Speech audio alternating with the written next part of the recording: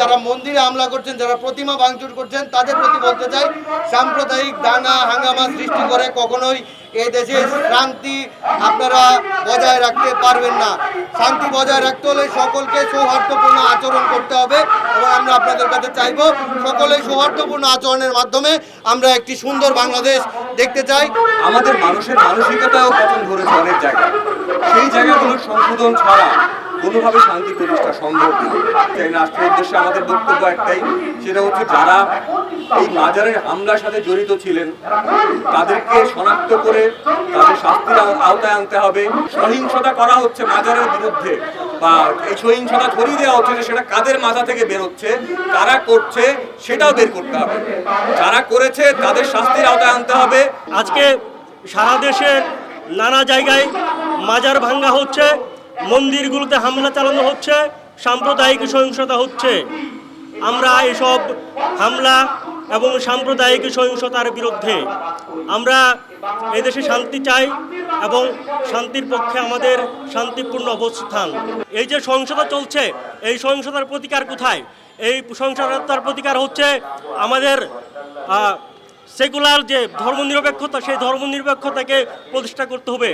অবশ্য আমাদের বাংলাদেশে ইসলামের নানা রূপ আছে, নানা ধরন আছে। ইসলামের নানা রূপ এবং নানা ধরনকে আইডেন্টিফাই করতে হবে এবং সেই আইডেন্টিফাইয়ের ভিতর দিয়েই আমাদের হচ্ছে যে এগিয়ে যেতে হবে। ইসলামী নিরপেক্ষতাবাদ যদি প্রতিষ্ঠা না হয়, তাহলে এই যে সহিংসতা, এই যে সাম্প্রদায়িক হামলা, এগুলো চলতেই থাকবে।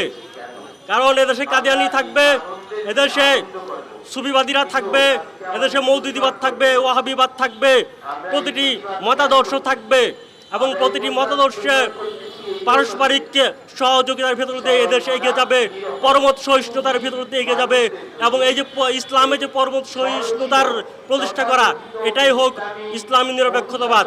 আমি বুদ্ধিজীবী নই, কিন্তু যারা বুদ্ধিজীবী আছেন তারা হয়তো এই সেকুলার ইসলাম বা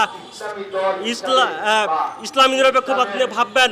এই দেশের জামাত ইসলাম, এই দেশে ওয়াহাবিবাদ, হেফাজতে ইসলাম, সুফিবাদীরা যত ধরনের মতামত আছে, প্রত্যেক মতামত থাকবে এবং প্রত্যেক মতামত ভাই ভাই হিসেবে থাকবে এবং প্রত্যেকের সম্মিলিত শক্তিতে জেগে উঠবে বাংলাদেশি জাতীয়তাবাদ এবং বাংলাদেশি মানুষ জাতীয় ঐক্য প্রতিষ্ঠা করবে এবং নিজেদের যে ধর্মীয় মতামত, ধর্মীয় বিশ্বাস, সমস্ত কিছুর প্রতি শ্রদ্ধা রেখে বাংলাদেশের উন্নয়নে এগিয়ে যাবে। এলো মুক্ত চিন্তার স্বাধীন দৈনিক খবরের কাগজ। এখন খবর হবে নিখাত, নির্ভীক, নিরপেক্ষ।